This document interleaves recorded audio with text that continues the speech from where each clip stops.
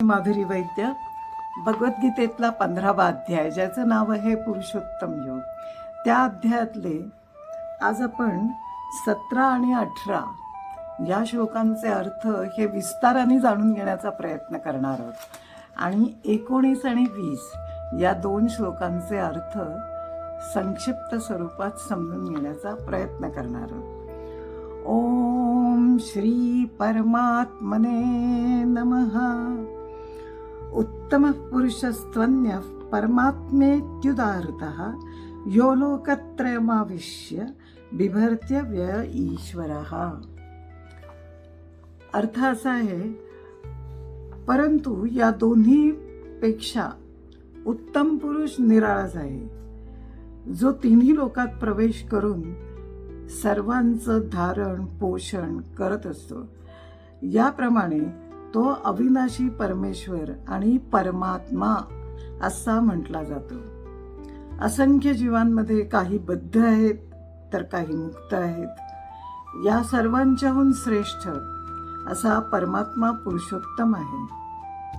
उपनिषदातल्या श्लोकाचा चरण आहे, नित्यो नित्यानाम चेतनश्चेतनानाम. थोडक्यात सर्व बद्ध आणि मुक्त जीवांमध्ये एकच चेतन पुरुष भगवान पुरुषोत्तम आहे. उत्तम पुरुष कोण हे स्पष्ट करताना ज्ञानेश्वर माऊली लिहितात, ते अज्ञान ज्ञानी बुडालिया, ज्ञाने कीर्ती मुखत्व केलिया, जैसा वन्ही काष्ट जाळूनिया स्वये जळी, तैसे अज्ञान ज्ञाने नेले, आपण वस्तू देऊन गेले, ऐसे जाणणे निवीण उरले जाणते ते तोगा उत्तम पुरुष, जो तृतीय का निष्कर्ष, दोहीहुन आणिक मागीला जो. म्हणजे ते अज्ञान ज्ञानात बुडून ज्ञानाच्या पलीकडे गेल्यावर. आता इथे ज्ञानेश्वरांनी एक उदाहरण दिलंय. ते म्हणतात, ज्याप्रमाणे लाकडाला लागलेला अग्नी लाकूड जाळून शेवटी आपणही नाहीसा होतो, त्याचप्रमाणे ज्ञानाने अज्ञानाला नष्ट केले आणि ब्रह्मस्वरूपाची प्राप्ती करून ते स्वतःही नष्ट झाले. ते ज्ञान म्हणजे तो उत्तम पुरुष आहे, जो क्षर आणि अक्षर यापासून वेगळा आणि शेवटचा आहे. उत्तम पुरुष अनुभव स्वरूप आहे. तो दिसत नाही, पण नाक आणि फुलं या दोन्हीच्या दरम्यान जो सुवास असतो तो प्रत्यक्ष डोळ्याने दिसत नाही, तरी तो नाही असं म्हणता येणार नाही. उत्तम पुरुष म्हणजे परमात्मा सुद्धा अनुभव स्वरूप आहे. आता पुढचा श्लोक बघूया. श्लोक आहे 18वा. यस्मात्क्षरमतीतोऽहम् अक्षरादपिचोत्तमः अतोऽस्मि लोके वेदे च प्रथितः पुरुषोत्तमः.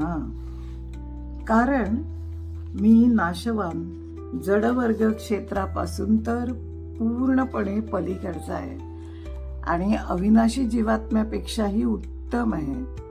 म्हणून लोकात आणि वेदातही पुरुषोत्तम नावाने प्रसिद्ध आहे. कोणीही भगवंतापेक्षा श्रेष्ठ असू शकत नाही. ज्याच्या रूपाचं वर्णन वेदांमध्ये केलं आहे, तो देहातून बाहेर येणारा परमात्मा निर्विशेष ब्रह्मज्योतीमध्ये प्रवेश करतो आणि नंतर आपल्या आध्यात्मिक स्वरूपामध्येच स्थित राहतो. परमपुरुष भगवंत आपले आध्यात्मिक तेज प्रदर्शित आणि प्रसारित करतात. ते तेज म्हणजेच सर्वश्रेष्ठ प्रकाश.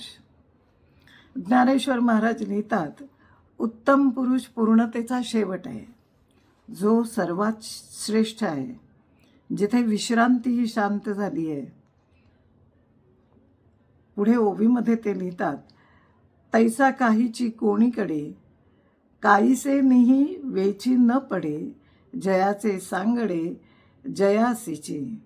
म्हणजे कोणत्याही काळामध्ये कोणत्याही देशामध्ये कोणत्याही कारणाने ज्याचं स्वरूप क्षीण होत नाही, ज्याचं साम्य ज्याच्याशीच आहे, असा उत्तम पुरुषासारखा उत्तम पुरुषच आहे, ज्याला दुसरी उपमा नाही. शेवटी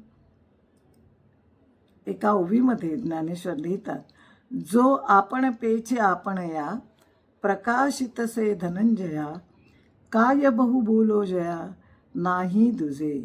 अर्थात तो आपणच आपल्याला प्रकाशित करतो, फार काय सांगावं. याच्यासारखा दुसरा कोणी सच्चिदानंद स्वरूप नाही. श्लोक 19. यो मामेवमसम्मूढो जानाति पुरुषोत्तमं, ससर्विद भजति मां सर्वभावेन भारत.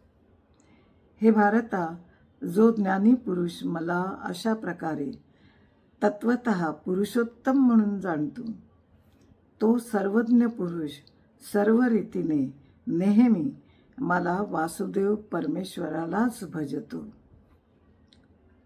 श्लोक 20. इति गुह्यतमं शास्त्रमिदमुक्तं मया नघ, एतद्बुद्ध्वा बुद्धिमान् स्यात् कृतकृत्यश्च भारत. भगवंत म्हणतात, हे निष्पाप अर्जुना, असं हे अतिरहस्यमय गुप्त शास्त्र मी तुला सांगितलं आहे. याचं तत्वतः ज्ञान करून घेतल्याने मनुष्य ज्ञानवान आणि कृतार्थ होतो. आता पुष्पिका.